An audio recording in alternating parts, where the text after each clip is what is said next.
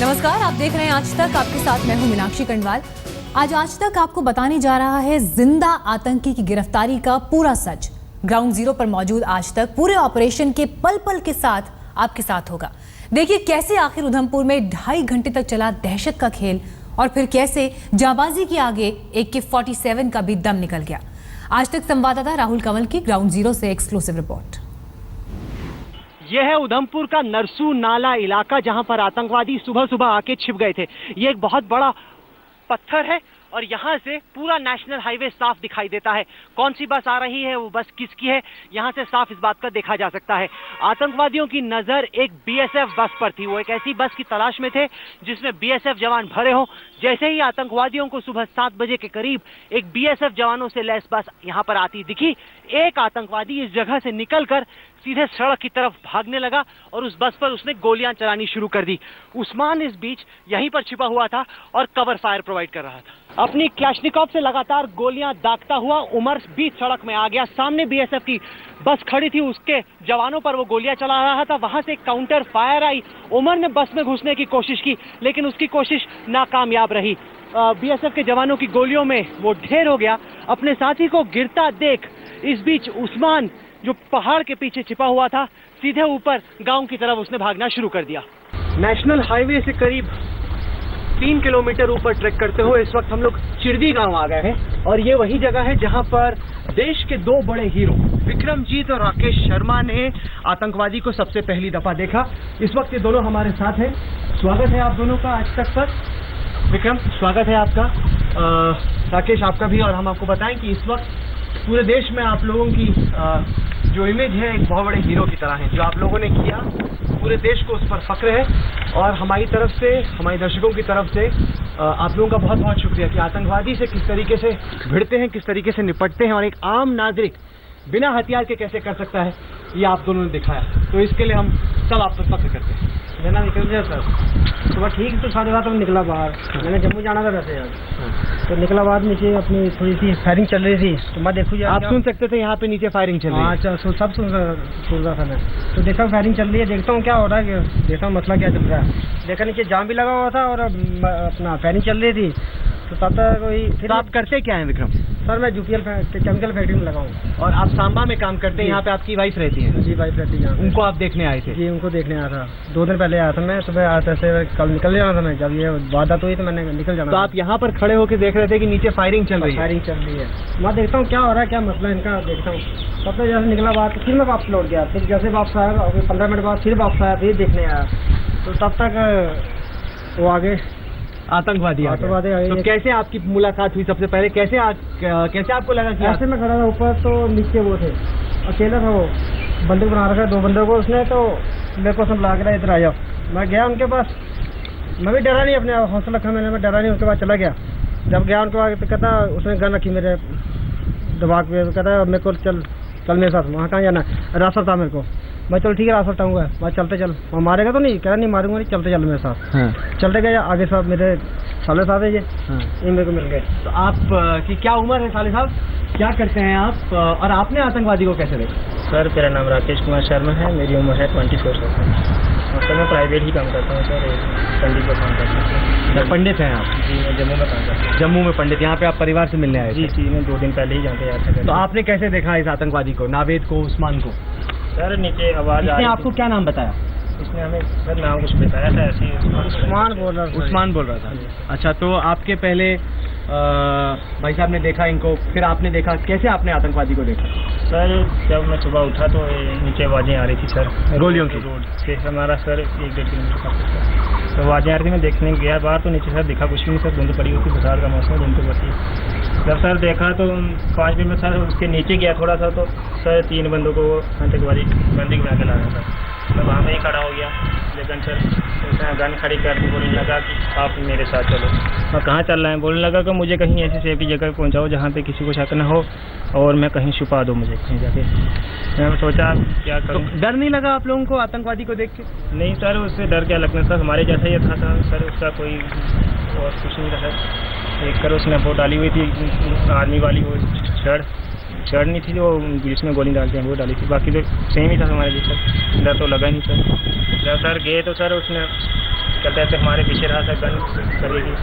जब सर किसी के घर के पास से निकला, कोई भी मिला तो उसने बोल दिया, उसको धमकी दे दी कि किसी को बताना मत। तो उसने बोला कि आइए जंगल की तरफ चल, जंगल की तरफ चल। तो आइए ठीक है, आप भी हमारे साथ चलिए, दिखाइए हमें कि अगली जगह आप कहाँ लेके गए, किस जंगल की तरफ लेके गए और किस तरीके से आपने आतंकवादी को अपने काबू में किया। सबसे दिलचस्प बात तो वो है, आइए चलते हैं। अच्छा तो सर ये बताएं कि आप अपने गांव से कितना दूर गए जहां पर आतंकवादी आपको लेके गया इस रास्ते? करीब 3.5 किलोमीटर। 3.5 किलोमीटर। तो क्या कह रहा था इस दौरान जब आप लोग चल रहे थे जंगल में, आतंकवादी आपसे क्या कह रहा था? क्या चलते चलो, मेरे को कोई अच्छी जगह, सेफ जगह पहुँचा दो मेरे को। फिर आपका वो छोड़ने के लिए कुछ बोल नहीं रहा था, ऐसे कह रहा कि हमको तेरे को कुछ नहीं बोलूँगा मैं, धमकी भी हमको सुबह दे रहा था। हाँ। किसी को बोला कुछ तो पूरी फैमिली को ख़त्म कर देंगे, वो ये प्लान सब कुछ बोल रहा था, धमकी पूरी बराबर दे रहा था। किस तरह की धमकी दे रहा था वो आपको? सर बोल रहा था कि आपकी फैमिली को, जो आपके घर वालों के घर काट दूंगा, जो ऐसे करूँगा अगर आपने किसी को बताया तो।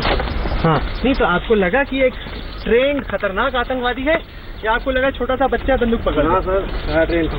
हाँ, फुल ट्रेन था सर। अच्छा तो उसका क्या प्लान था, वो किस तरीके से पुलिस से क्या आपको इस वक्त पता था कि अलग अलग जगहों से सीआरपीएफ, बीएसएफ, आर्मी इसका पीछा कर रही है? क्या आपको पता था ये? पता था सर कि शायद किसी को, हमारे घर वालों को पता है तो उन्होंने कहीं ना कहीं पता करवा ही दिया होगा, और बीएसएफ या पुलिस कहीं से आ रही होगी, उसको हमने आस्ता आस्ता सब बिठा करके लिया आगे तक। जब हमको शक हुआ कि अभी पहाड़ों पे पहुंच गई है पुलिस, घेरन वाली आपको चाहे किसी ने, आर्मी वालों ने, तब आपको चिंता नहीं हुई कि अगर कहीं पुलिस ने, आर्मी ने, सीआरपीएफ ने इनकाउंटर कर दिया तो आप तो आतंकवादी के साथ में थे?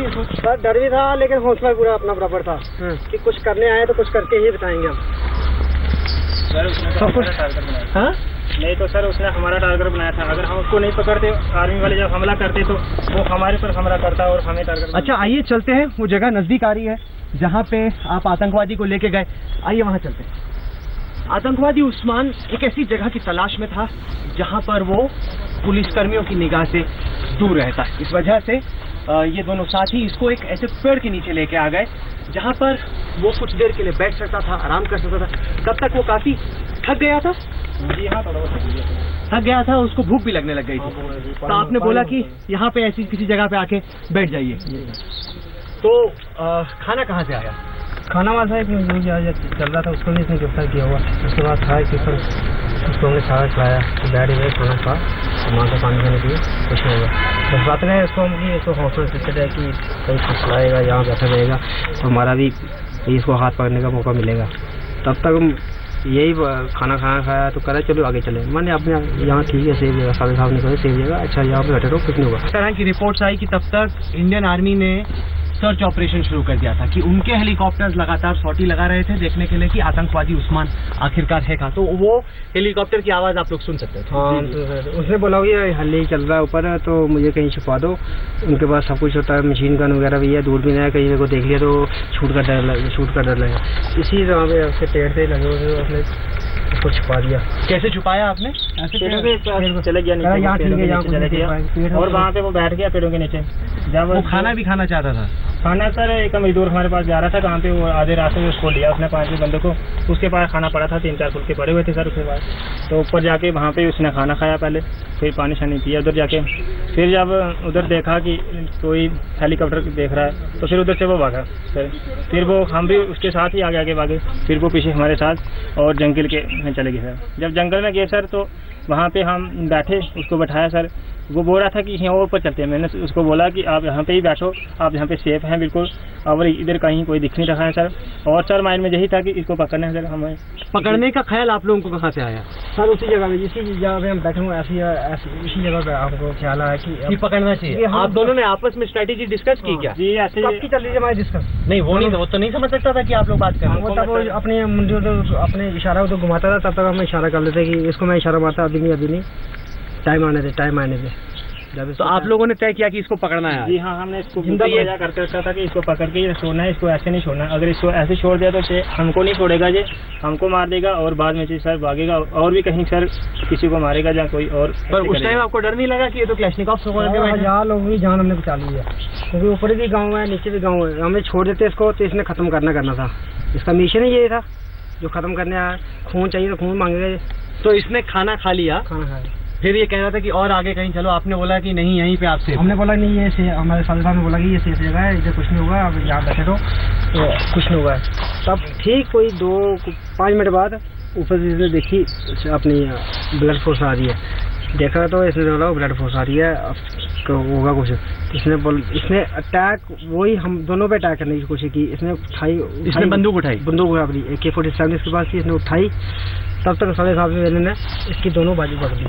आपने बाजू पकड़ी? जी हाँ, उसको मैंने उसकी बाजू पकड़ के उसको दबा लिया नीचे सर। नहीं, आपको डर नहीं लगा कि क्लाशनिकोव प्रेस कर देगा? सर डर तो लग रहा है सर, मरना तो शायद सर मैं सोच रहा था कि अगर मैं मर जाऊंगा सर, बाकी वाले तो ऐसे बचेंगे सर, पता तो लग जाएगा किसी को कि जंगल में थे वहाँ पे ही मरे सर। अच्छा, आपने बंदूक मैंने उसकी दोनों बाजू पकड़ ली थी सर, और इन्होंने उसकी गन नीचे दबा ली सर। तकरीबन कोई आधा-पौना घंटा हमने ऐसे उनके साथ किया डॉक्टर, तब तक आवाज़ें लगाई गाँव वालों को और पुलिस वाले। बंदूक छीन लिया आपने? बंदूक छीन के मैंने उसका जो आगे नाली थी वो मैंने नीचे दबा रही, कम से कम कोई 6 इंच नीचे दबा रही कि अगर निकल गया राउंड तो नीचे जाएगा, ऊपर कोई चांस नहीं हो गए मरने के।